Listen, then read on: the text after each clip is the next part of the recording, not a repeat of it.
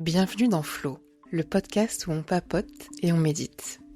Je suis Letty, professeure de yoga et de méditation, et chaque semaine, je te partage mes explorations autour du bien-être et de la santé mentale. Un mercredi sur deux, tu trouveras ici une méditation guidée, car je crois profondément que c'est l'un des outils les plus puissants pour grandir, et surtout qu'il devrait être accessible à tous. L'autre mercredi, je te partage mes réflexions et introspections, ainsi que les réponses qui m'ont aidé à mieux me comprendre, avec l'espoir qu'elles pourront aussi t'inspirer. Prends une grande inspiration et bienvenue dans Flow. Avant de commencer l'épisode, faut que je vous dise qu'aujourd'hui on est le 31 décembre, il est 20h et je suis en train d'enregistrer ce premier épisode de podcast qui est censé sortir demain.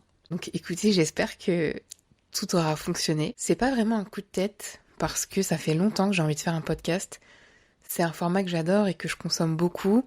Et je trouve que c'est un outil puissant en fait pour partager avec des gens. Donc voilà, ça trottait un petit peu dans un coin de ma tête. J'avais déjà commencé à réfléchir au format, etc. Et je m'étais dit, j'avais choisi en tout cas le mercredi comme jour de sortie de chaque épisode. Mais pour être honnête, j'avais pas prévu de le faire tout de suite. Vraiment pas tout de suite. Par rapport à comment j'ai un peu planifié mon année, etc., je me voyais faire ça plutôt à la rentrée 2025, donc en septembre. Mais comme je viens de vous dire, j'avais décidé que les épisodes ils sortiraient le mercredi. Et quand j'ai vu que le 1er janvier, c'était un mercredi, j'ai eu un feeling. J'ai eu un feeling qui fait que là, on est le 31 décembre et que ma soirée, ça va être programmer le podcast, créer une cover.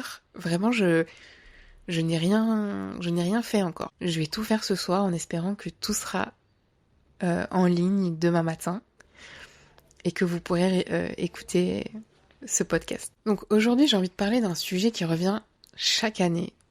C'est les résolutions du 1er janvier. Et en fait, moi, je me suis souvent pliée au jeu.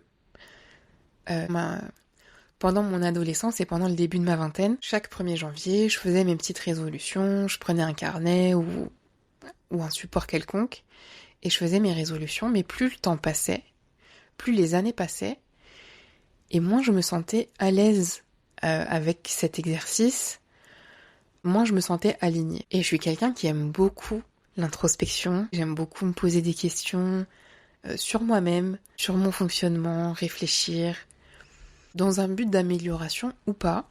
L'objectif, c'est surtout de me comprendre. Donc j'ai fait cet exercice, et en fait, je me rendais compte que j'étais pas vraiment à l'aise. Que je prenais ces résolutions parce que tout le monde autour de moi en prenait, parce que sur les réseaux sociaux, on voit que ça. Et en fait, j'avais l'impression que si je le faisais pas, je ratais quelque chose. C'était vraiment comme si je devais le faire. Et donc de toutes ces années d'introspection et de réflexion sur le sujet, j'en ai retiré que quelques observations et j'ai envie de les partager avec vous parce que je me dis que si j'y ai pensé, il y a forcément quelqu'un d'autre qui y a pensé et si ça peut éclairer certaines personnes, je serais ravie. Et d'ailleurs, même si ça vous éclaire pas et même si carrément vous n'êtes pas du tout d'accord avec ce que je viens de dire, n'hésitez pas à m'envoyer un petit message sur Instagram pour qu'on en discute. Donc déjà, j'ai cherché un petit peu à comprendre d'où ça venait, ce mythe des résolutions, pourquoi on fait des résolutions, et de ce que j'ai vu, c'est que ça remonte à des siècles. Depuis la Rome antique, les gens ils faisaient des promesses à Janus, qui est le dieu du commencement et des fins. Donc c'était vraiment pour eux une manière de marquer un nouveau départ. Donc on sent bien que c'est quelque chose quand même qui est très ancré, en tout cas dans nos civilisations occidentales et européennes même, j'ai envie de préciser. Et donc là où c'était une manière un peu spirituelle de marquer un nouveau départ, aujourd'hui je trouve que c'est plutôt devenu un outil de pression sociale. On voit des publications partout sur les réseaux sociaux, des programmes de sport. Après, j'aimais quand même une petite subtilité sur le sport. Pour moi, le mouvement, c'est essentiel. Donc, je vais jamais critiquer ou dire du mal d'une personne qui fait la promotion du sport sur les réseaux sociaux. Ce que je vais plus remettre en question, c'est la manière dont c'est fait. Et dans ce contexte de 1er janvier, etc., souvent, C'est ok, c'est un programme de sport, mais c'est vraiment le programme qui va te permettre d'être le meilleur et d'atteindre la perfection, etc., etc. Et je trouve que ça reste des arguments qui sont quand même très superficiels. Et c'est d'ailleurs pour ça que souvent, ce type de résolution échoue. Parce que ça va être soit trop ambitieux, soit pas assez précis, ou alors ça va être des objectifs qui nous inspirent, certes, mais en fait c'est un souhait qui ne vient pas de nous. C'est quelqu'un qui nous l'a mis dans la tête. Et à partir de là, forcément, ça va être soit voué à l'échec, soit très frustrant. On le fait parce que c'est vraiment la chose à faire, mais pas parce que ça résonne profondément avec nous. Et ça, je trouve ça un peu grave, entre guillemets, parce que ça a un impact psychologique qui est énorme. On peut culpabiliser, on peut croire qu'on n'est pas à la hauteur, alors que, en fait, j'ai envie de dire tranquille. Tranquille, à la base, personne t'a rien demandé, personne ne t'a mis un couteau sous la gorge pour que tu le fasses. Je trouve que avoir ce dialogue intérieur de se culpabiliser à cause des bonnes résolutions qui sont pas atteintes, je trouve ça vraiment trop dommage. Et c'est pour ça qu'aujourd'hui, pour ma part, j'ai complètement arrêté cette idée de bonne résolution ou cette idée de vouloir tout changer au 1er janvier. Et j'ai eu un premier déclic en m'en rendant compte. Juste en regardant autour de moi, j'habite en France donc le 1er janvier, on est en hiver, la nature, elle est en train de se reposer, les arbres ils font pas de fruits, les animaux ils hibernent ou du moins ils ralentissent. Donc en fait, tout autour de nous est dans une phase de pause, de régénération. Donc je me dis, si la nature elle le fait, pourquoi nous on le fait pas et pourquoi nous on va à l'inverse ? C'est peut-être qu'il y a un problème quelque part. Et petit à petit, c'est même carrément devenu pour moi contre nature, en fait. Commencer l'année le 1er janvier, vouloir faire une chose de liste interminable à accomplir, c'est comme si, en fait, on demandait à un arbre de fleurir en plein hiver. Peut-être revient au printemps. Mais en tout cas, plein mois de janvier, il va pas se passer grand-chose. Après, ça veut pas dire qu'on est obligé de rien faire. Comme je vous l'ai dit, je suis une grande adepte de l'introspection. Et du coup, pour moi, l'hiver, c'est le moment parfait pour ça. C'est vraiment le moment idéal pour se recentrer, pour réfléchir à ce qu'on veut, pour comprendre comment on fonctionne, ce qui nous sert, ce qui nous dessert. Voilà, c'est vraiment une phase d'observation. Mais pas du tout une phase pour forcer des changements complètement radicaux. Et d'ailleurs, j'ai poussé la réflexion un peu plus loin, c'est que je me suis dit, mais en fait, pourquoi je suivrais ce cycle imposé d'une année civile qui commence le 1er janvier et le 31 décembre ? Donc bien sûr, c'est un cycle qui est essentiel pour coordonner nos vies, c'est un système qui nous permet de vivre en société. Donc ça, c'est pas vraiment ça ce que je remets en question. C'est plutôt le fait de l'utiliser pour soi à titre personnel. Pourquoi on dit que tout devrait se terminer le 31 décembre et recommencer le 1er janvier comme si rien n'avait existé ? Ça, c'est un concept avec lequel j'ai un peu du mal parce que peut-être que moi, mon cycle, c'est pas celui-ci. C'est pas du 1er janvier au 31 décembre. Peut-être que moi, j'ai envie de commencer le 13 mars et de finir le 26 août. Voilà, moi c'est ça mon cycle. Qu'est-ce qui m'en empêche ?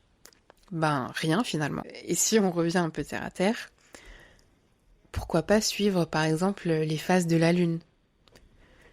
Ça reste un système cyclique basé sur un astre, au lieu que ça soit basé sur un calendrier. Pour les personnes qui ont des cycles menstruels, ça pourrait être se calquer sur ce cycle menstruel. Ça pourrait être un cycle de 3 cycles menstruels. Enfin bref, l'idée c'est vraiment qu'on n'est pas obligé de se donner comme ça des périodes hyper dictées par la société. On a vraiment ce choix de choisir ce qui nous correspond. Du coup, comme je vous disais, à la place de faire des résolutions, moi je trouve que l'introspection c'est une merveilleuse alternative.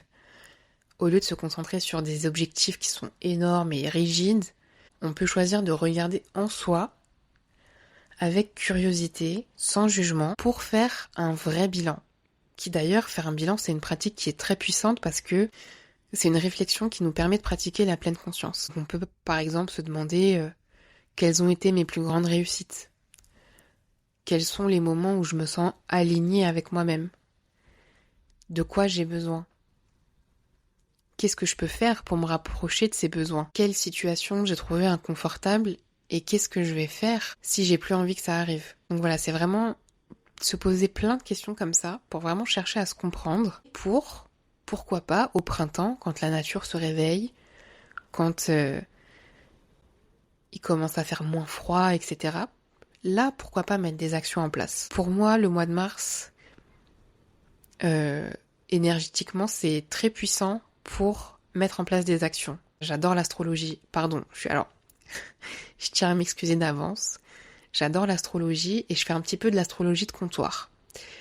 C'est-à-dire que je suis pas du tout astrologue, mais je traîne énormément sur des comptes Instagram d'astrologues, je fais des petites recherches sur Google, etc. Donc on va dire que j'ai plein de petites bribes comme ça d'informations de part et d'autre. Et des fois je fais des liens qui me parlent à moi personnellement, qui sont pas forcément une vérité. Enfin là ce que je vais dire sur le mois de mars c'est une vérité astrologique prouvée entre guillemets, mais des fois au cours de certains autres épisodes vous verrez que je fais quelques raccourcis parfois, mais je vous préviendrai quand je le fais. Donc ce que je vous disais, c'est que le mois de mars, c'est un mois qui est très puissant pour mettre en place des actions. Déjà parce que Mars, en astrologie, c'est la planète de l'action.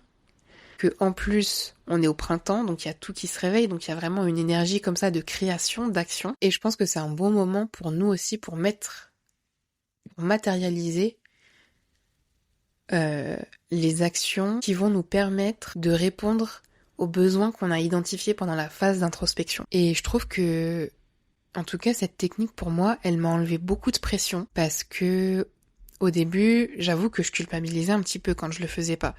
Je voyais tout le monde autour de moi faire ses résolutions, recommencer à aller à la salle, etc., machin. Et quand moi, j'avais identifié que j'avais pas envie, j'ai un peu culpabilisé. Parce que je me dis, mais pourquoi eux ils le font et pas moi? Il y a cette question. Petit à petit, j'ai répondu, mais parce que j'ai pas envie, j'ai pas l'énergie. Et c'est ok, je l'aurai à un autre moment. Donc si je devais résumer, je dirais que les résolutions du 1er janvier, c'est souvent une illusion. C'est rare qu'on se tienne à toutes ces résolutions qu'on s'est mises. C'est aussi complètement déconnecté de nos rythmes naturels, parce que l'hiver, c'est un temps pour se reposer. Et du coup, c'est un temps pour prendre le temps de s'écouter. Et à la suite de cette écoute et de ce bilan, c'est choisir son cycle. C'est choisir le temps qu'on a envie que ça prenne. Si ça doit prendre 6 mois, ça prendra 6 mois. Si ça doit prendre 1 an et 3 jours, ça prendra 1 an et 3 jours. Mais vraiment en déconstruisant cette idée de tout ne s'arrête pas au 31 janvier et tout ne recommence pas... tout ne s'arrête pas au 31 décembre et tout ne recommence pas au 1er janvier. Vraiment déconstruire cette idée, ça m'a libérée d'une pression phénoménale que je me suis mise toute seule.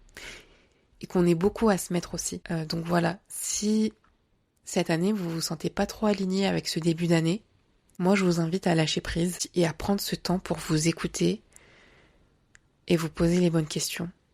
Prendre le temps de prendre le temps. Voilà, c'était ma petite réflexion du jour. Je trouvais que ça faisait sens quand même de la sortir le 1er janvier.